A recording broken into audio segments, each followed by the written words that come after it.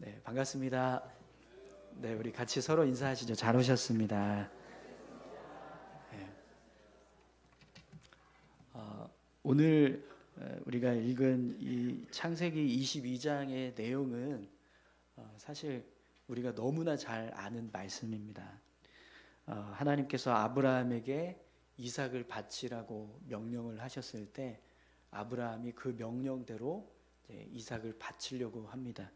그래서 그 모습을 보시고 하나님께서 아브라함에게 이제야 내가 나를 경외하는 줄 아노라, 이렇게 말씀하시면서 아브라함을 칭찬해 주시는 그런 내용이 오늘 이 창세기 22장의 내용입니다. 사실 이 말씀은 우리가 정말 많이 들었던 말씀입니다. 헌신 예배 때마다 들었던 말씀이기도 하고요. 또 뭐 그게 아니더라도 이 22장에 아브라함이 이삭을 바쳤던 이 이야기는 정말 우리가 많이 듣고 또 잘 알고 있는 그런 말씀 중에 하나입니다. 그래서 여러분 오늘 이 말씀을 우리가 같이 함께 살펴볼 때 그동안 우리가 듣고 알고 있었던 그런 내용들을 좀 이렇게 다 좀 내려놓고 완전히 그냥 새로운 어떤 말씀을 보는 것처럼 그렇게 말씀을 좀 살펴보면 좋을 것 같습니다. 본문의 내용이 어떤 내용들인지 우리가 전혀 알지 못하는 것처럼 그냥 이렇게 한 말씀 한 구절 이렇게 말씀을 세밀하게 살펴보면서 이런 말씀이구나 이렇게 살피는 그런 방식으로 같이 함께 오늘 말씀을 좀 살펴보면 좋을 것 같습니다. 여러분 그런 방식으로 오늘 말씀을 살펴보기 원하는데요. 우선 1절 우리가 읽었던 1절의 말씀을 다시 한번 좀 볼까요? 그 일 후에 하나님이 아브라함을 시험하시려고 그를 부르시되 아브라함아 하시니 그가 이르되 내가 여기 있나이다. 아멘. 네, 오늘 이 본문의 시작이 이렇게 시작이 되고 있습니다. 근데 여러분 오늘 본문에서 그 일 후에 이렇게 오늘 본문이 시작되거든요. 그러면 이 그 일 후라는 게 언제를 말할까요? 그 일 후에. 우리 이 22장 앞전에 어떤 사건이 있었죠? 우리 지난주 말씀 나눴던 것처럼 아브라함이 아비멜렉과 동맹을 맺었던 언약식을 체결하는 내용이 나오거든요. 그러니까 지금 오늘 본문은 그 사건을 배경으로 해서 하나님이 그 이후에 아브라함을 찾아왔다라는 사실을 말씀해 주고 있는 겁니다. 자, 그러면 왜 하나님께서 아브라함이 아비멜렉과 동맹을 맺고 난 이후에 아브라함을 이렇게 부르시고 또 그를 찾아오셨을까? 그 이유를 좀 우리가 같이 함께 생각해 봐야 할 것 같습니다. 특별히 오늘 하나님께서 아브라함을 찾아오신 이유가 뭐죠? 1절에 보면 뭐라고 말씀합니까? 하나님이 아브라함을 시험하시기 위해서 시험하시려고 오셨다라고 말씀합니다. 그러면 하나님께서 왜 아브라함이 아비멜렉과 언약을 체결하고 난 이후에 그를 시험하시려고 오셨을까? 왜 아브라함을 시험하시려고 오셨을까? 뭘 시험하시기 위해서 오셨을까? 여러분 아브라함이 이 아비멜렉과 그랄 왕 아비멜렉과 언약을 체결했다라는 건 이제부터 그랄 땅에서 아브라함이 삶을 살아갈 때 그의 생명을 지키고 또 그의 가정을 안전하게 보호해줘야 할 책임이 누구에게 있는 거죠? 아비멜렉에게 있는 거예요. 그죠? 그와 동맹을 맺어서 우리가 안전하게 서로 평화를 누리면서 삶을 살아가자 이걸 체결을 했기 때문에 이제 앞으로 아브라함이 그랄 땅에서 거주하는 동안에 이제 그랄 백성들이 함부로 아브라함을 해치지 못하도록 이 아비멜렉은 아브라함을 보호해야 될 의무가 있다라는 거죠. 그러면 여러분 아브라함이 이 그랄 땅에서 거주할 때 그의 안전함을 지키기 위해서 누구를 의지하면 됩니까? 아비멜렉을 의지하면 돼요. 그죠? 아비멜렉과 언약을 체결했으니까. 근데 사실 여러분 아브라함이 어디를 가든지 그의 생명을 지키고 그의 가정을 보호받을 수 있었던 것 누가 그렇게 하셨죠? 하나님이 하셨잖아요. 그랄 땅에 거주하면서 아비멜렉과 언약을 체결했다라고 할지라도 사실 아브라함의 가정을 지키고 그의 가족들의 생명을 보호해 주시는 분은 아비멜렉이 아니라 하나님이십니다. 네. 그러면 여러분, 하나님께서 오늘 본문의 시작을 보면 그 일 후에 하나님이 아브라함을 시험하시려고 그를 부르시되라고 말씀하고 있는데, 뭘 시험하시기 위해서 그를 부르셨을까요? 아브라함이 아비멜렉의 보호 속에서 삶을 살아간다라고 할지라도 그가 하나님을 의지하며 사는가? 특별히 오늘 이제 본문에 보시면 아브라함의 믿음을 인정하실 때 하나님이 이제야 내가 하나님을 경외하는 줄 아노라 이렇게 말씀하시잖아요. 그러니까 하나님은 아브라함이 하나님을 경외하는가, 그걸 시험하시기 위해서 오늘 아브라함을 부르시고 계신다라는 걸 알 수 있습니다. 여러분, 하나님은요, 우리가 하나님을 온전히 믿고 의지하며 사는가, 하나님을 경외하는 자로 삶을 살아가고 있는가, 그걸 확인하시려고 우리를 하나님 앞으로 부르세요. 아브라함아 이렇게 부르시는 것처럼 경조야 하고 부르시는 그런 부르심이 있다는 거죠.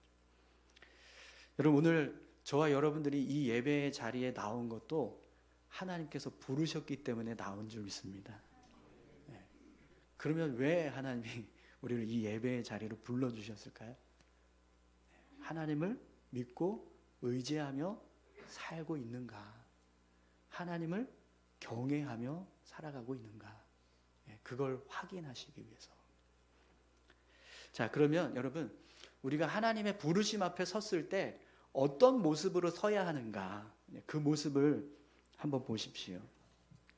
오늘 본문을 보면 아브라함이 하나님께서 부르시니까 뭐라고 대답하죠? 내가 여기 있나이다 이렇게 대답을 합니다. 네, 대답을 하는 모습을 보면 아브라함이 하나님의 부르심에 전혀 어떤 주저함이 없어요. 그죠? 그래서 하나님 앞에 나아가면서 하나님 내가 여기 있습니다 이렇게 담대하게 대답하는 모습을 보게 돼요. 네, 여러분, 이 1절의 말씀을 제가 묵상하면서 그런 생각이 들었어요. 내가 만약 아브라함처럼 하나님의 부르심을 받게 된다면 나는 뭐라고 대답할 수 있을까? 여러분, 하나님께서 우리의 이름을 부르시면서 우리를 찾으신다면 여러분 어떻게 하시겠습니까? 저는 이 부르심 앞에서 아브라함이 내가 여기 있습니다 이렇게 대답하고 있는 이 모습이 너무나 참 특별한 은혜다라는 생각이 들었어요. 왜 그러냐면 만약에 하나님께서 오늘 본문처럼 정말 나를 부르신다, 경조야 하고 부르신다면 내가 과연 하나님 앞에 내가 여기 있습니다 라고 담대하게 정말 어떤 주저함도 없이 그렇게 대답을 할 수 있을까? 이런 생각이 들거든요. 제 안에 있는 어떤 염려나 근심이나 걱정이나 어떤 인간적인 욕망이나 또 뭐 미움, 시기, 질투, 분노 이런 마음의 감정들을 생각하고 있으면 하나님께서 나를 부르실 때 내가 선뜻 여기 있습니다 이렇게 못할 것 같아요. 거기다가 내가 삶을 살아가는 모습까지 더해지면 정말 더더욱 하나님 앞에 여기 있습니다라고 말을 못할 것 같습니다. 여러분 어떠십니까? 하나님께서 여러분들을 부르실 때 여러분 내가 여기 있습니다라고 선뜻 대답하실 수 있으시겠어요? 네, 표정들을 보니까 네, 못하실 것 같은데 네, 나는 할 수 있다. 네. 네, 여러분 분명 우리가 이런 하나님의 부르심이 있다면 아마 주저하게 될 것 같습니다. 그래서 아브라함이 내가 여기 있습니다라고 하는 이 고백 자체가 너무나 큰 은혜라는 걸 알 수 있습니다. 근데 여러분 히브리서 10장 19절 말씀에 보면 우리에게도 하나님께서 우리를 부르실 때 주저하지 않고 하나님을 향해서 내가 여기 있습니다라고 담대하게 대답할 수 있는 은혜가 있다라고 말씀을 하세요. 히브리서 10장 19절 말씀. 그러므로 형제들아 우리가 예수의 피를 힘입어 성소에 들어갈 담력을 얻었나니. 아멘. 사랑하는 성도 여러분, 오늘 저와 여러분들 안에 있는 모든 죄, 모든 연약한 모습들 다 예수 그리스도를 통해서, 예수 그리스도의 보혈을 통해서 씻겨진 줄 믿습니다.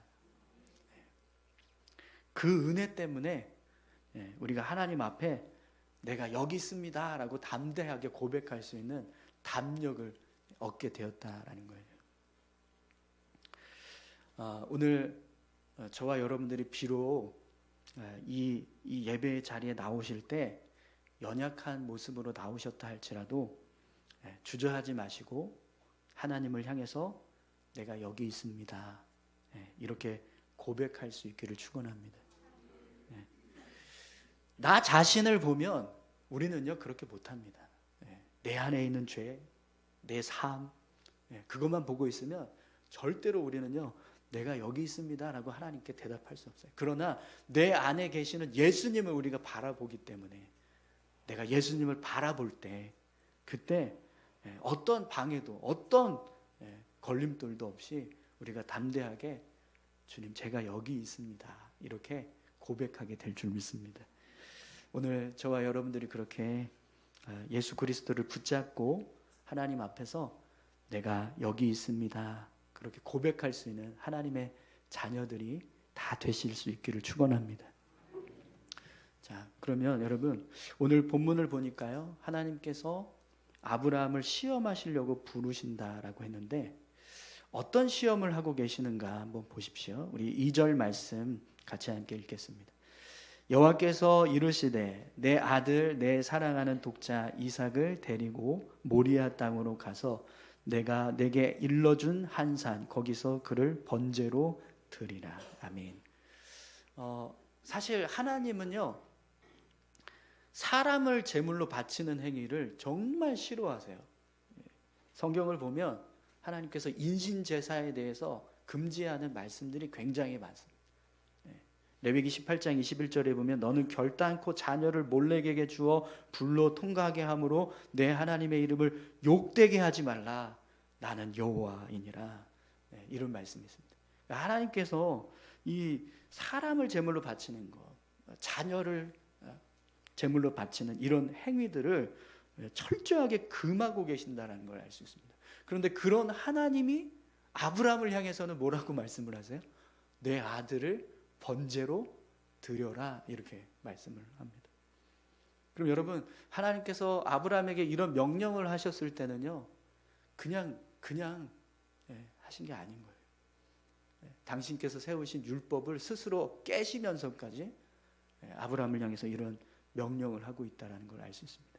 그러니까 그만큼 하나님이 진지하게 아브라함을 향해서 이런 명령을 하고 계시는 거죠.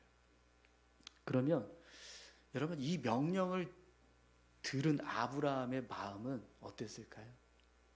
내 아들, 내 사랑하는 독자 이삭을 번제로 드리라. 여러분 이삭이 어떤 아들입니까? 아브라함이 약속을 붙잡고 25년 동안 기다려. 그 이전에도 계속해서 자녀를 얻고 싶은 마음이 간절했었는데 그렇게 해서 얻은 아들이잖아요. 얼마나 귀하겠어요. 특히 100세에 하나님의 특별한 은혜를 통해서 얻은 그런 아주 귀한 아들이었습니다. 그런데 그런 아들을 하나님께서 번제로 드리라라고 말씀을 하셨으니 이 말씀이 아브라함에게 얼마나 큰 충격이 되었겠어요. 하나님께서 여러분들에게 너의 내 아들, 내 사랑하는 독자를 내게 드려라 이렇게 말씀하신다면 여러분 어떻게 하시겠습니까? 알겠습니다. 그냥 이렇게 선뜻 이야기하실 수 있으시겠어요? 저는 한결이를 생각하니까 이거 고민이 되더라고요. 이거 어떡하지? 이런 마음이 들었어요. 네, 여러분 오늘 본문을 보니까 아브라함이 어떻게 했나 한번 보시겠어요? 3절에서 6절까지 말씀입니다. 아브라함이 아침에 일찍이 일어나 나귀 한 장을 지우고 두 종과 그의 아들 이삭을 데리고 번제에 쓸 나무를 쪼개어 가지고 떠나 하나님이 자기에게 일러주신 곳으로 가더니 제3일에 아브라함이 눈을 들어 그곳에 멀리 바라본지라. 이에 아브라함이 종들에게 이르되 너희는 나귀와 함께 여기서 기다리라. 내가 아이와 함께 저기 가서 예배하고 우리가 너희에게로 돌아오리라 하고 아브라함이 이에 번제의 나무를 가져다가 그의 아들 이삭에게 지우고 자기는 불과 칼을 손에 들고 두 사람이 동행하더니. 아멘. 여러분 본문을 보시면 아브라함이 하나님을 경외하고 있다라는 것을 알 수 있는 모습들이 나와요. 우선 아침에 일찍이 일어나 이렇게 말씀하는 모습을 보게 돼요. 아브라함이 하나님의 명령을 듣고 그걸 주저하지 않고 곧바로 수행했다라는 걸 알 수 있는 모습입니다. 하나님의 명령이 주어졌을 때 이제 그 명령을 수행해야 될 다음 날이 됩니다. 그때 가장 이른 아침에 일찍 일어나서 길을 떠나는 거죠. 전혀 주저함 없이 곧바로 이 말씀에 순종하고 있는 모습을 보여주는 거예요. 이 모습은 분명히 아브라함이 하나님을 경외하고 있는 모습이 될 겁니다. 여러분 하나님을 경외하는 사람은요 즉시 순종합니다. 주저하지 않아요. 또 5절에 보면은 아브라함이 종들에게 이르되 너희는 나귀와 함께 여기서 기다리라 라는 말씀이 있습니다. 아브라함은 하나님의 명령을 순종하기 위해서 수행하기 위해서 이게 분명히 자기를 만류할 사람들을 떨어뜨려 놓은 거예요. 이 종들하고 같이 번제 드릴 곳에 가서 이삭을 칼로 죽이려고 하는 그 순간에 분명히 함께했던 종들이 안 됩니다 하고 아브라함을 만류할 게 뻔하니까 그걸 미리 알고 이 사람들을 떨어뜨려 놓은 거예요. 그리고 이삭만 데리고 번제 드릴 장소로 가게 되었다는 거죠. 여러분 분명히 이 모습은 아브라함이 하나님을 경외하고 있다라는 사실을 보여주는 겁니다. 여러분 하나님을 경외하는 사람은요 순종하지 못할 만한 이유들이 있을 때 그걸 다 제거합니다. 또 6절에 보면 아브라함이 이에 번제나무를 가져다가 그의 아들 이삭에게 지우고 라는 말씀입니다. 여러분 한번 이 모습을 상상해 보십시오. 지금 아브라함은 자기 아들을 하나님께 번제로 드려야 돼요. 네. 그런데 그 아들에게 번제에 쓸 나무를 지게 했다. 여러분 하실 수 있으시겠어요? 저는 미안해서라도 못할 것 같아요. 야 그냥 내가 짊어지고 내가 칼 들고 내가 불 들고 내가 혼자 갈 테니 그냥 넌 편하게 좀 가라 이러면서 속으로 내 아들 어떡하냐 저 자식 어떡하지 이러면서 갈 것 같고. 근데 오늘 본문을 보시면 아브라함은요 그런 슬픈 기색이 하나도 없어요. 아들에 대한 애타는 어떤 감정도 전혀 드러나지 않습니다. 왜 그랬을까요? 지금 이 순간만큼 아브라함에게 이삭은 그냥 번제물인 거예요. 제물. 내 아들이 아니라 하나님께 드려야 될 제물. 그래서 한 손에는 칼을 들고 한 손에는 불을 들고 가는 겁니다. 이 칼로 저놈을 쳐 죽여서 이 불로 저놈을 불태워서 하나님께 드리겠다. 이러면서 가고 있다라는 거예요. 여러분 아브라함이 사실 이 순간에 이삭을 향하여서 막 애타는 마음, 슬퍼하는 마음, 안타까워하는 마음을 보여준다면 그 모습은요 하나님보다 이삭을 더 사랑한다라는 걸 보여주는 것이 될지도 모르겠습니다. 여러분 분명 이 모습은 아브라함이 하나님을 경외하고 있다라는 사실을 그대로 보여주고 있습니다. 여러분 하나님을 경외하는 사람은요 어떤 것도 아낌없이 하나님을 위해서 드리려고 합니다. 여러분 오늘 본문에서 아브라함이 보여주고 있는 이 모습들을 볼 때 우리 자신을 한번 생각해 보십시오. 우리는 얼마나 하나님을 경외하며 삶을 살아가고 있는가. 우리가 삶을 살아가는 모습 속에서 이렇게 아브라함이 하나님을 경외하는 모습과 같은 그런 모습들이 드러나고 있는 거예요. 하나님의 명령이 주어졌을 때 그 명령을 수행하기 위해서 즉각적으로 반응하는 거예요. 교회를 위해서 성도들을 위해서 헌신해야 할 어떤 자리가 있을 때 내가 그걸 해야 하는 그런 역할이 주어졌을 때 선뜻 그 자리에 서려고 하는 거예요. 하나님의 뜻을 온전하게 수행하기 위해서 걸림돌이 될 만한 것들이 있을 때 그걸 단호하게 제거하는, 내가 교회를 위해서, 성도들을 위해서 헌신해야 하는데 방해가 되는 게 있어요. 그러면 그것들을 그냥 과감하게 내려놓고 헌신의 자리로 나아가느냐. 여러분, 어쩌면 우리는요, 그런 방해거리들이 있으면 그것 때문에 헌신의 자리를 내려놓으려고 할 때가 더 많지 않을까 싶습니다. 저는 이래서 못합니다. 저는 이것 때문에 못합니다. 어떠세요? 여러분, 얼마나 하나님의 뜻을 순종하기 위해서 하나님께 우리 마음을 드리고 계십니까? 순종의 자리로 나아가면서까지 원망하고 불평하고 또 후회하고 아쉬워하고 그렇게 서지는 않으십니까? 오늘 본문에서 아브라함이 이렇게 즉각적으로 순종하는 모습을 보면 반대로 누가 떠오르냐면 롯이 떠올라요. 롯. 하나님께서 소돔과 고모라를 심판하시려고 천사를 보내셨는데 그때 천사들이 롯에게 빨리 이 땅을 떠나라 이렇게 명령을 하거든요. 근데 롯이 어떻게 했습니까? 지체했어요. 도망치다가 우리도 진멸을 당할까 두렵습니다. 그러면서 하나님의 명령에 즉각적으로 순종하지 못합니다. 근데 여러분, 하나님께서 롯에게 천사를 보내신 건 왜 보내신 거예요? 그들을 구원하시기 위해서 보내신 거예요.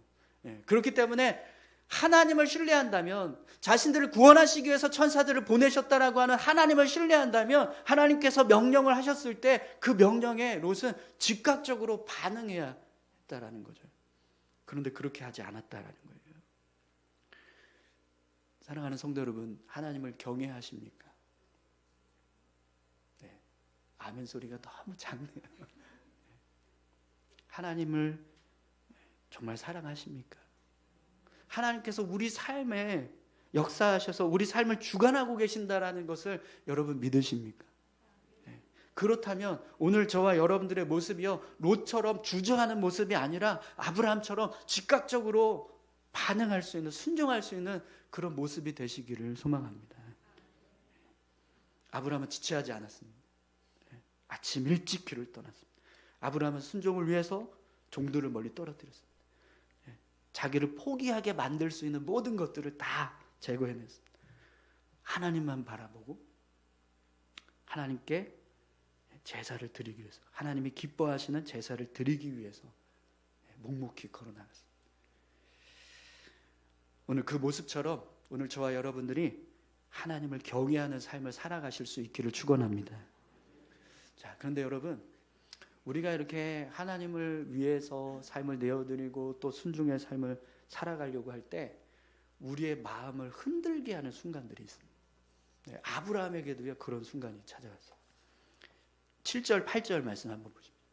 이삭이 그 아버지 아브라함에게 말하여 이르되 내 아버지여 하니 그가 이르되 내 아들아 내가 여기 있노라. 이삭이 이르되 불과 나무는 있거니와 번제할 어린 양은 어디 있나이까. 아브라함이 이르되 내 아들아 번제할 어린 양은 하나님이 자기를 위하여 친히 준비하시리라 하고 두 사람이 함께 나아가서. 아멘.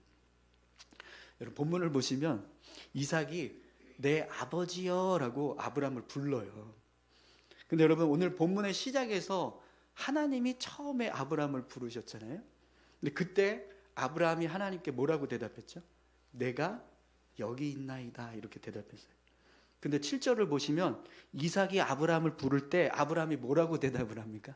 내 아들아 내가 여기 있노라 이렇게 대답합니다.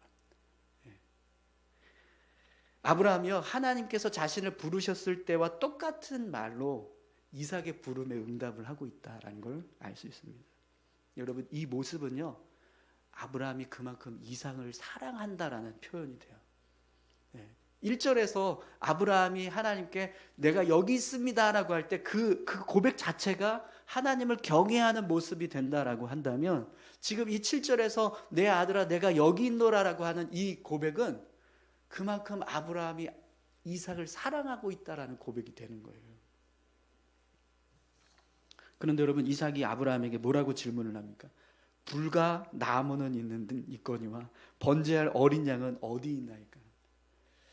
여러분, 이삭의 이 질문은 아브라함의 마음을 흔들리게 할 수밖에 없는 그런 질문입니다. 왜 그러냐면 이미 아브라함은 하나님으로부터 이삭을 번제로 드려라라는 명령을 받았어요. 그렇기 때문에 이삭이 이렇게 질문했을 때 이 질문에 대한 답을 잘 알고 있는 거예요. 네가 바로 그 제물이야. 이렇게 말을 해야 되는 거죠. 근데 차마 그렇게는 말할 수가 없어서 하나님이 친히 준비하실 거야. 이렇게 대답을 했다는 거예요. 그러면 여러분, 아브라함이 이렇게 대답을 할 때 그 심정이 어땠을까요? 내 아들아, 내가 여기 있노라. 이 대답 속에 지금 아브라함의 모든 마음의 감정들이 다 담겨져 있는 거예요. 그래서 8절에서도 보면 내 아들아 이렇게 대답하면서 이삭의 질문에 답을 해주고 있습니다. 내 아들아, 내 아들아. 아브라함은요, 온 마음을 다해서 이삭을 향해 부르고 있는 거예요. 여러분, 우리가 하나님의 말씀을 순종하려고 할 때 정말 이렇게 내가 굳은 결심을 하고 내가 이렇게 순종해야지라고 하는 그 순간에 우리 마음을 흔들게 하는 그런 일들이 일어나요. 그것도 내가 가장 연약한 부분을 건드리면서 순종하지 못하게 만드는 그런 일들이 우리 삶 가운데 찾아옵니다. 그래서 많은 사람들이요, 이때 더 이상 앞으로 나아가지 못하고 주저앉거나 아니면 순종의 길을 멈추는 그런 일들이 벌어집니다. 여러분, 롯과 그의 가족들이 소돔과 고모라를 떠날 때 결국 롯의 아내가 소금 기둥이 되었습니다. 천사들이 뒤를 돌아보지 말라 이렇게 이야기했는데 돌아보는 바람에 소금 기둥이 되었어요. 왜 돌아보지 말라고 했을까요? 이 소돔과 고모라에 대한 아쉬움을 품지 말라. 그곳을 떠나는 것에 대해서 후회하지 말라라는 겁니다. 그런데 롯의 아내는요, 뒤를 돌아봄으로써 소돔과 고모라에 대한 미련을 품었다는 거예요. 그래서 하나님이 소돔과 고모라를 심판하시는 것처럼 그 여인을 심판하셨다라는 거죠. 여러분, 한 부자 청년이 예수님께 와서 영생을 얻으려면 어떻게 해야 합니까? 이런 질문을 했어요. 그러니까 예수님께서 율법을 준수하라 라고 말씀합니다. 근데 이 청년이요, 어려서부터 율법을 철저하게 다 지켰습니다 이렇게 대답을 합니다. 그러니까 예수님께서 그러면 너가 가지고 있는 모든 소유를 다 팔아서 가난한 자들에게 나눠주고 너는 나를 쫓으라 이렇게 말씀하시니까 이 청년이 어떻게 합니까? 다른 건 다 할 수 있었어요. 율법을 지키라는 건 다 할 수 있었어요. 그래서 다 했는데 결국 한 가지, 소유를 팔아서 가난한 자들에게 나눠주고 예수님을 쫓는 건 할 수가 없었다는 거예요. 그래서 결국 어떻게 해요? 포기하고 돌아갑니다. 이게 영생을 얻을 수 있는 방법이야 라고 예수님께서 알려주셨는데 어떻게 하면 영생을 얻겠습니까? 라고 한 그 청년이 그걸 내려놓고 그냥 가버리더라는 겁니다. 누가복음 9장 62절에 보면 예수님께서 이런 말씀을 하십니다. 손에 쟁기를 잡고 뒤를 돌아보는 자는 하나님 나라에 합당하지 아니하니라. 여러분, 이 말씀은요, 우리가 하나님의 나라를 바라보면서 삶을 살아가고 있다면 믿음의 길을 걸어가는 것에 대해서 후회하지 말고 계속해서 걸어가라라는 겁니다. 정말 하나님의 나라를 향해서 걸어가고 있다면 어떤 상황에서도 그 나라를 바라보고 앞으로 나아가라라는 거죠. 오늘 본문을 보니까요, 아브라함도 그렇게 합니다. 하나님께서 친히 어린 양을 준비해 주실 거야 이렇게 이야기를 하고 이삭을 데리고 번제물을 드릴 그 장소로 가요. 그리고 하나님께서 명령하신 것처럼 이삭을 번제로 드리려고 합니다. 여러분, 10절에서 12절까지 말씀을 함께 보겠습니다. 손을 내밀어 칼을 잡고 그 아들을 잡으려 하니 여호와의 사자가 하늘에서부터 그를 불러 이르시되 아브라함아 아브라함아 하시는지라. 아브라함이 이르되 내가 여기 있나이다 하매 사자가 이르시되 그 아이에게 내 손을 대지 말라. 그에게 아무 일도 하지 말라. 내가 내 아들 내 독자까지도 내게 아끼지 아니하였으니 내가 이제야 내가 하나님을 경외하는 줄을 아노라. 아멘. 여러분 오늘 본문을 보시면 아브라함이 이삭을 번제물로 잡으려고 했을 때 또다시 하나님께서 아브라함을 부르십니다. 그런데 그때 아브라함이 또 뭐라고 대답을 하죠? 내가 여기 있나이다. 이렇게 대답해요. 내가 여기 있나이다. 그러니까 오늘 본문에서 아브라함이 총 3번 내가 여기 있나이다라는 답을 한 거예요. 한 번은 그를 시험하려고 찾아오신 하나님 앞에서, 또 한 번은 그의 순종을 흔들리게 할 수 있는 아들 앞에서, 그리고 마지막으로 자신의 믿음을 인정해 주시는 하나님 앞에서 내가 여기 있나이다 이렇게 고백을 하는 거죠. 그래서 여러분 이 3번의 고백 중에서 마지막 고백을 보면 그 순간 아브라함의 모습이 어떤 모습이냐면 더 이상 세상을 의지하지도 않고 더 이상 하나님보다 더 소중하게 생각하는 것을 품고 있지도 않고 오직 하나님만 경외하는 자로 그렇게 하나님 앞에 서고 있다라는 것을 알 수 있습니다. 하나님은 그 모습을 보시고 내가 내 아들 내 독자까지도 내게 아끼지 아니하였으니 내가 이제야 내가 하나님을 경외하는 줄을 아노라. 이렇게 말씀하시면서 아브라함의 믿음을 인정해 주십니다. 여러분 오늘 저와 여러분들은 지금 어떤 모습으로 하나님 앞에 서고 있는가 한번 생각해 보십시오. 하나님 제가 여기 있습니다. 우리가 지금 이 마음을 가지고 이 자리에서 하나님께 예배하고 있습니다. 그랬을 때 과연 나는 어떤 모습으로 서고 있는가? 더 이상 하나님의 시험이 필요 없는 세상을 의지하지 않고 오직 하나님만 존귀하게 여기는 하나님을 경외하는 자로 서고 있는가? 여러분 혹시 아직도 믿음의 시험이 필요한 모습으로 서고 계십니까? 여전히 수많은 어떤 걸림돌 속에서 믿음이 흔들리는 모습으로 서고 계신가요? 아니면 더 이상 어떤 유혹도 시험도 내 믿음은 흔들릴 수 없다. 그런 모습으로 오직 하나님만 경외하는 모습으로 서고 계십니다. 오늘 본문을 보니까요. 아브라함이 이렇게 모든 시험을 다 통과하고 났을 때 하나님께서 예비하신 은혜를 경험해요.